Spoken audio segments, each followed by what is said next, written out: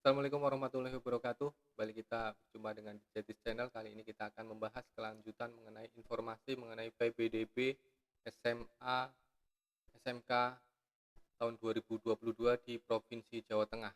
Oke, kita langsung saja di video sebelumnya kita belum membahas mengenai besaran kuota per jalur ya. Jadi kita akan bahas sekarang salah satunya adalah mengenai jalur dan kuota dari tiap jalur itu untuk PPDB SMA tahun 2022. Untuk jalurnya sudah pernah kita bahas dan masih sama seperti tahun yang lalu, yaitu yang pertama zonasi, kemudian afirmasi, kemudian prestasi, dan jalur perpindahan tugas orang tua. Untuk jalur zonasi itu kuotanya, besarannya itu paling sedikit 55% dari total kuota ya. Jadi paling sedikit 55%, jadi boleh lebih dari 55%. Kemudian untuk afirmasi paling sedikit itu 20% ya. Sama juga ini afirmasi paling sedikit 20%. Kemudian untuk jalur prestasi itu paling banyak itu 20% ya, maksimal 20%. Kemudian untuk perpindahan tugas orang tua atau wali paling banyak itu 5%. Jadi 55%, 20%, 20%, dan 5%. Oke. Kemudian kita bahas mengenai jalur zonasi. Jalur zonasi itu merupakan jalur pendaftaran PPDB yang pertama berdasarkan jarak terdekat domisili sesuai dengan KK dengan satuan pendidikan di wilayah zonasinya. Yang kedua, KK itu diterbitkan paling singkat 1 tahun sebelum tanggal pendaftaran PPDB berdasarkan data administrasi kependudukan ya. Paling singkat itu 1 tahun. Jadi bukan 6 bulan tapi 1 tahun sebelum dihitungnya pertanggal dia mendaftar PPDB. Kemudian yang ketiga adalah bahwa SKD surat keterangan domisili itu tidak diberlakukan, jadi tidak diakui kecuali dalam kondisi khusus, misalnya adalah bencana alam atau bencana sosial. Kemudian yang keempat itu ada kebijakan khusus, jadi memberikan zonasi khusus paling banyak 10% untuk wilayah kecamatan yang belum berdiri SMA negeri atau SMA negeri. Misalnya begini, jadi di Kabupaten Cilacap misalnya, ada salah satu kecamatan yang di situ tidak ada SMA negeri ataupun SMK negeri ya, misalnya Kecamatan Kesugihan. Di sana itu tidak terdapat SMA negeri maupun SMK negeri. Sedangkan yang ada SMA-nya itu ada di wilayah misalnya Juruk Legi, kemudian Cilacap Selatan, kemudian juga yang terdekat dengan situ adalah di Kecamatan Maos ya, misalnya seperti itu. Sedangkan di Kecamatan Kesugihan itu tidak terdapat SMA atau SMK negeri. Maka dari itu kemudian berlaku zonasi khusus. Zonasi khusus itu memberikan kuota 10% dari sekolah yang negeri tersebut terhadap mereka yang di kecamatannya itu tidak terdapat SMA atau SMK negeri. Untuk pengaturannya sendiri, kebijakan zonasi khusus itu nanti berdasarkan dari eh, apa keputusan yang diambil dari MKKS yang ada di wilayah tersebut. Misalnya dari Kesugihan mau diambilkan zonasi khususnya ke SMA mana yang bisa memberikan kuota 10%, seperti itu. Kemudian yang kelima, calon peserta didik dari pondok pesantren itu berlaku zonasi sesuai dengan kedudukan pondok pesantren tersebut. Jadi yang perlu dipastikan untuk jalur zonasi ini agar tidak terulang lagi kejadian-kejadian tahun yang lalu, bahwa calon peserta didik baru dari SMP itu harus memastikan kebenaran dari titik koordinat rumahnya yang ada di aplikasi Dapodik SMP-nya. Karena itu akan menjadi acuan untuk menghitung jarak dari rumah peserta didik tersebut sampai ke titik koordinat sekolah. Titik koordinat sekolah adalah pintu gerbang atau gapura utama sekolah. Itu jadi perlu dipastikan oleh peserta didik, calon peserta didik maupun orang tua untuk memastikan bahwa titik koordinat yang diinput di Dapodik SMP adalah benar dan sesuai dengan KK yang dimiliki oleh calon peserta didik baru tersebut. Oke, itu untuk jalur zonasi.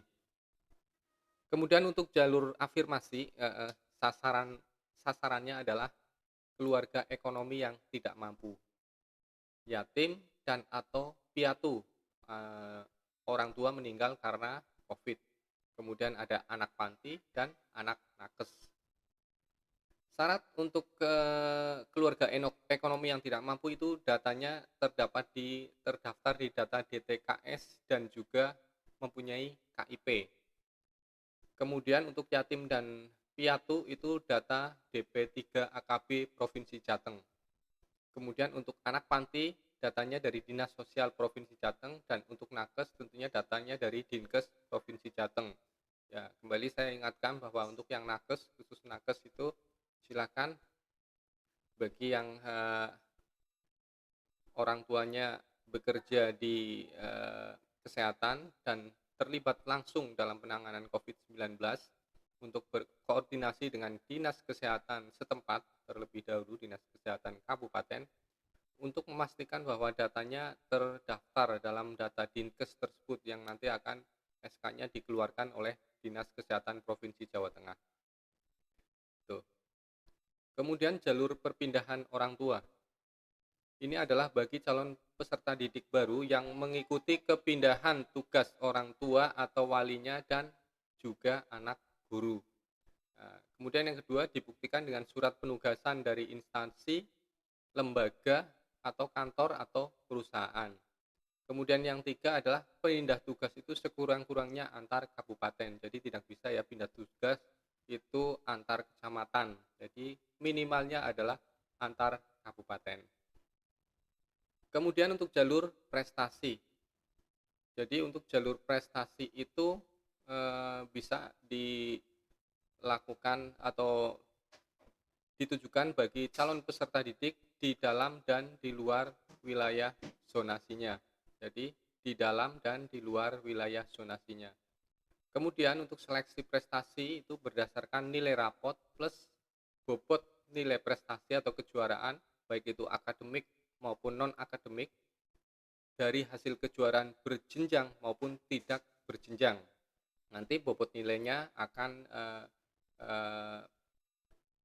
diterbitkan tentunya dalam juknis yang resmi yang nanti akan dikeluarkan oleh Dinas Provinsi Jawa Tengah.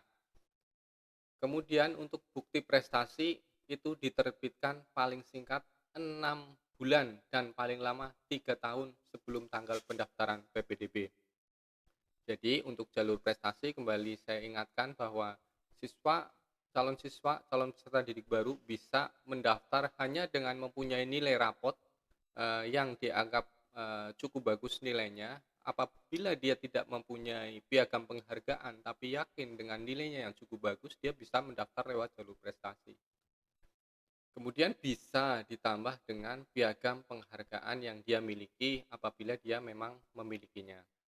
Itu untuk jalur prestasi. Kemudian kita bahas mengenai seleksinya. Seleksinya ya. Yang pertama kita ke jalur zonasi. Jalur zonasi untuk prioritas seleksinya yang pertama adalah jarak tempat tinggal yang terdekat dengan sekolah ya. Jarak tempat tinggal terdekat dengan sekolah. Kemudian yang kedua adalah usia yang lebih tua. Jadi artinya misalnya begini, dalam sebuah sekolah kuota untuk zonasinya misalnya 100 calon peserta didik baru. Kemudian di posisi atau ranking ke 100 dan 101 itu sebenarnya jarak tempat tinggalnya itu sama. Misalnya 2 km, sama persis jarak tempat tinggalnya 2 km. Lalu siapa yang akan diterima? Yang akan diterima adalah dengan melihat usia. Usia yang lebih tua itu yang akan diprioritaskan. Jadi setelah jarak kita ukur dan ternyata sama, maka usia yang lebih tua itu akan yang diprioritaskan. Kemudian untuk jalur afirmasi juga sama, yang sudah memenuhi persyaratan untuk jalur afirmasi nanti seleksinya juga akan dihitung berdasarkan jarak tempat tinggal yang terdekat dan kemudian usia yang lebih tua, seperti itu. Sama juga dengan jalur perpindahan tugas orang tua atau wali. Ketika dia mendaftar melalui jalur perpindahan tugas orang tua atau wali dan memenuhi persyaratannya, maka seleksinya itu adalah berdasarkan jarak tempat tinggal terdekat dan kemudian baru usia yang lebih tua. Artinya begini, artinya misalnya ya, jalur perpindahan tugas orang tua persyaratannya sudah dipenuhi, surat tugas penugasan orang tua sama, kemudian kakak dari luar zonasi sama, kemudian untuk kuotanya kan cuma 5%, misalnya hanya 20 orang yang diterima. Ketika di posisi 20 dan 21 itu ada sama-sama orang dari luar kabupaten, kemudian dilalah alamatnya juga sama, jadi dilalah alamatnya juga sama, maka yang dilihat adalah usia yang lebih tua, seperti itu. Kemudian untuk jalur prestasi, untuk prioritas untuk seleksi tentunya adalah yang pertama bobot nilai yang tertinggi. Yang kedua baru usia yang lebih tua. Jadi kalau misalnya ada kuota 100, di posisi 100 ada yang bobot nilainya misalnya 80 dan yang posisi 101 sama juga bobot nilainya 80, maka yang diambil adalah usia yang lebih tua, dia yang akan masuk. Itu untuk prioritas seleksinya.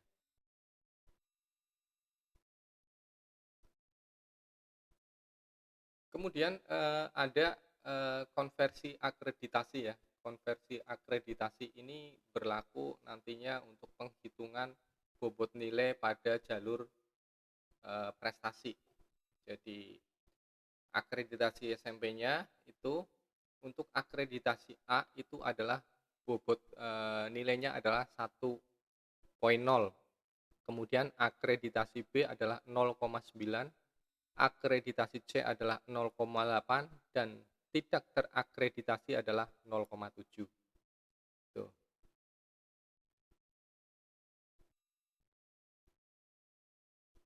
Oke, ini form nilai raport. Jadi pastikan dari setiap SMP nanti menerbitkan surat keterangan ini yang yang isinya adalah nilai rata-rata nilai raport dari semester 1 sampai semester 5.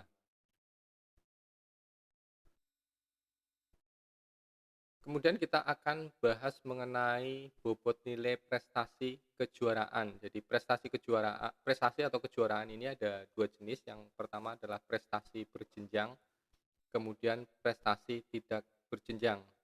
Prestasi berjenjang artinya begini, misalnya dalam sebuah tingkat kecamatan mengadakan Popda ya, tingkat kecamatan untuk seleksi Popda, kemudian dari tingkat kecamatan dia berhasil menjadi juara dan kemudian mewakili kecamatan itu untuk maju ke tingkat Popda tingkat kabupaten. Kemudian dari kabupaten dia menjadi juara dan kemudian dia mewakili kabupaten tersebut untuk maju tingkat provinsi tersebut sampai tingkat nasional.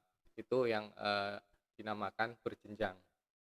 Kalau prestasi tidak berjenjang, misalnya ada sebuah event, sebuah perguruan tinggi mengadakan sebuah perlombaan, baik itu terkait dengan sains misalnya, dan kemudian mengundang dari siswa-siswa SMP untuk mengikutinya. Nah, itu termasuk prestasi yang tidak berjenjang.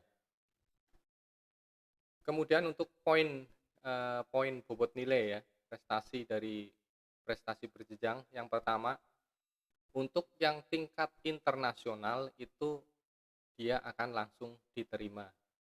Kemudian untuk tingkat nasional kalau juara 1 itu juga langsung diterima. Kemudian juara 2 mendapat poin 5, juara 3 mendapat poin 4. Kemudian untuk tingkat provinsi Juara 1 itu poinnya 3, juara 2 poinnya 2,75, dan juara 3 2,50. Untuk tingkat kabupaten atau kota, untuk juara 1 poinnya adalah 2,25, juara 2 adalah 2,0, dan juara 3 adalah 1,75. Kemudian untuk prestasi tidak berjenjang, tidak ada yang langsung diterima di sini walaupun dia tingkat internasional. Kalau juara 1 bobot nilainya adalah 3, juara 2 2,75, juara 3 2,50. Untuk tingkat nasional, juara 1 2,25, juara 2 2,0, juara 3 1,75.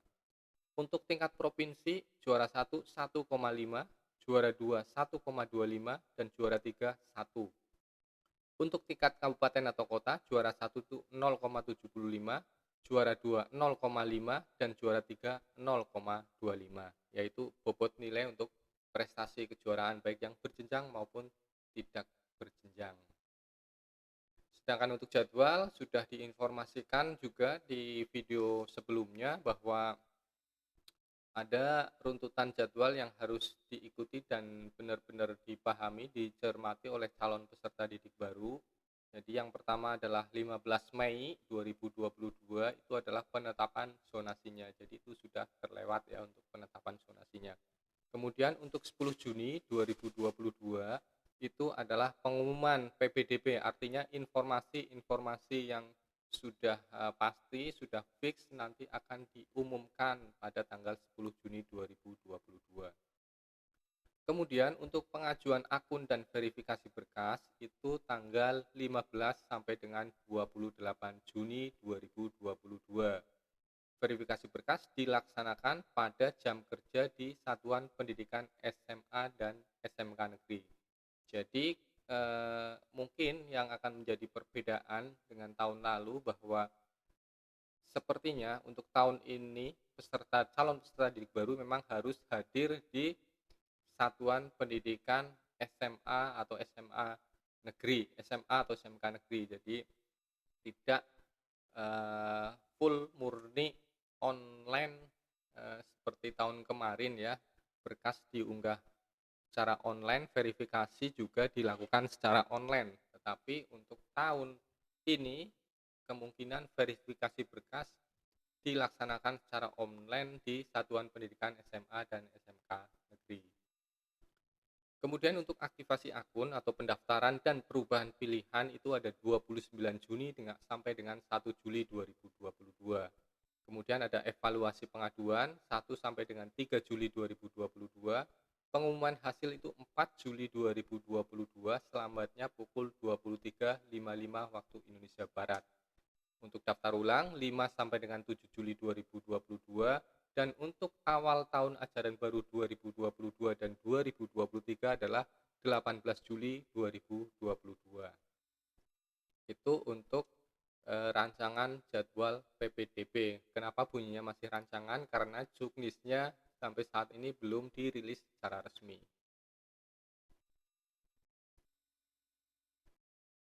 Oke, kita bahas sedikit mengenai alur pendaftarannya ya, alur pendaftarannya. Nanti di video selanjutnya apabila ini memang sudah fix ya, nanti keluar juknis akan saya buatkan video untuk tata cara alur pendaftarannya. Yang pertama adalah calon peserta didik menyiapkan berkas persyaratan. Seperti yang sudah saya sampaikan di video yang awal terkait dengan persyaratan itu disiapkan berkasnya. Kemudian, calon peserta didik baru mengakses halaman situs PPDB online, yaitu ppdb.jatengprof.go.id. Kemudian yang ketiga, CPD baru mengisi formulir ajuan akun, ya, ajuan akun. Kemudian melakukan aktivasi akun secara online.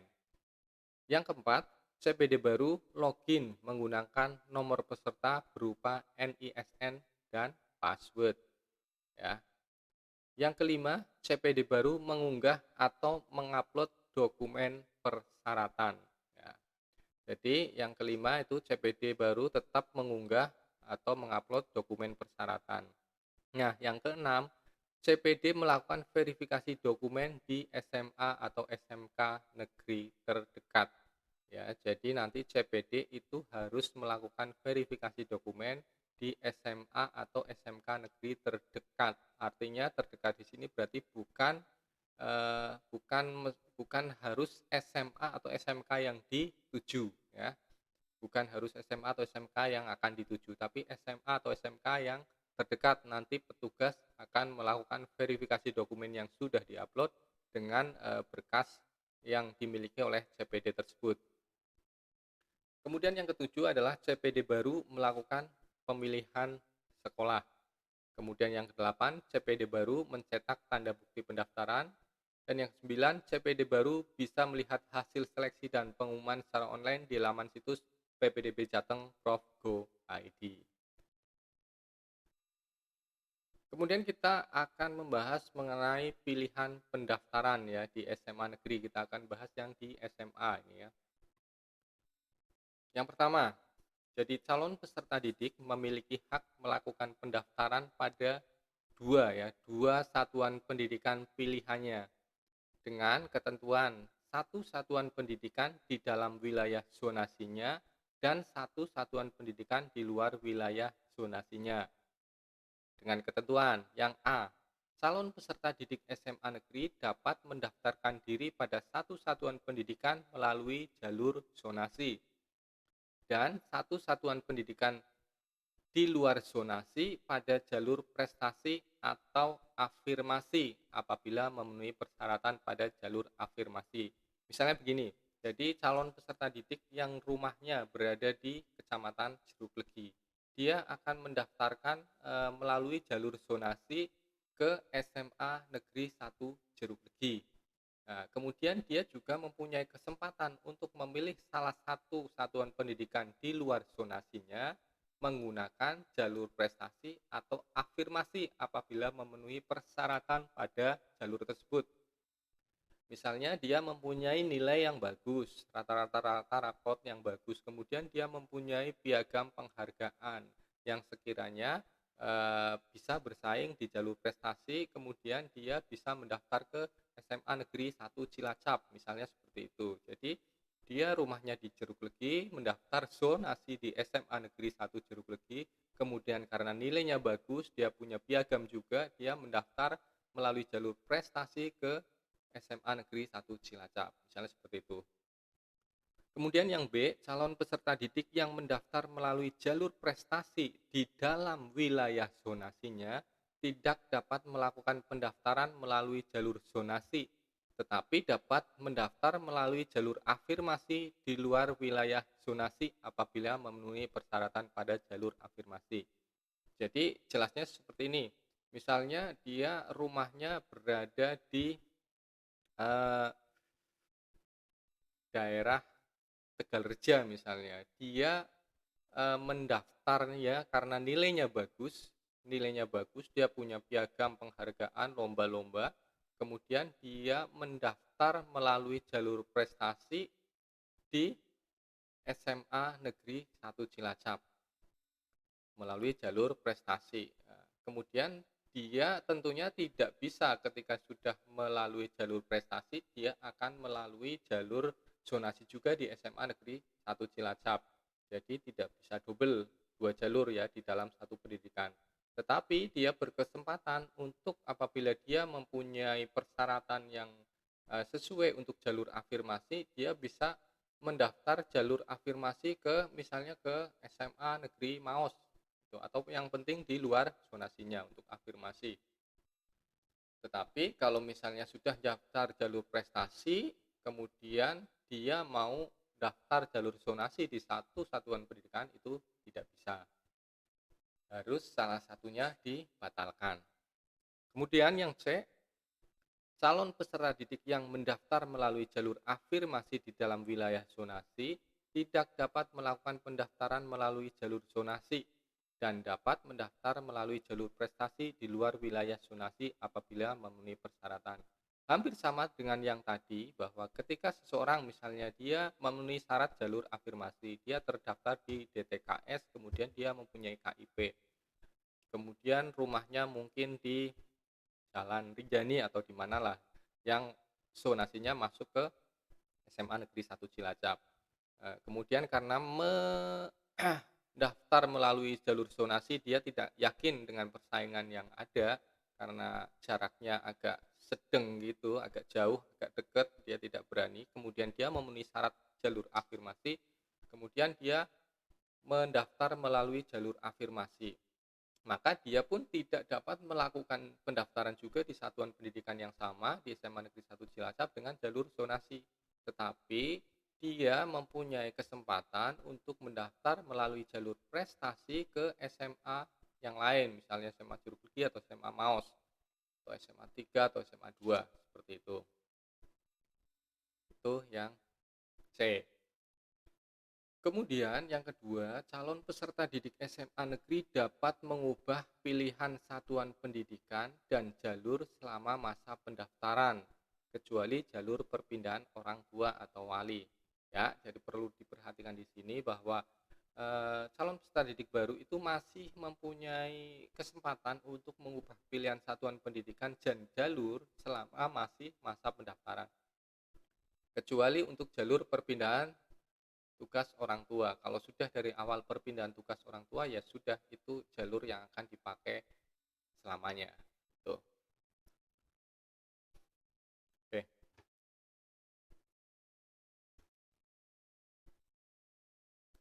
Jadi itu beberapa hal yang bisa saya sampaikan pada video kali ini terkait dengan pendaftaran PPDB SMA di Provinsi Jawa Tengah untuk tahun 2022. Semoga informasi ini bisa memberikan sedikit pencerahan atau gambaran bagi Bapak Ibu orang tua calon peserta didik baru atau adik-adik yang akan mendaftar atau melanjutkan sekolah di jenjang SMA di Jawa Tengah khususnya. Silahkan kalau kalian belum jelas atau ada yang perlu ditanyakan, bisa ditanyakan di kolom komentar. Kemudian jangan lupa untuk like dan subscribe video ini karena saya akan selalu update mengenai informasi PPDB SMA di Jateng tahun 2022 di channel ini. Terima kasih. Wassalamualaikum warahmatullahi wabarakatuh.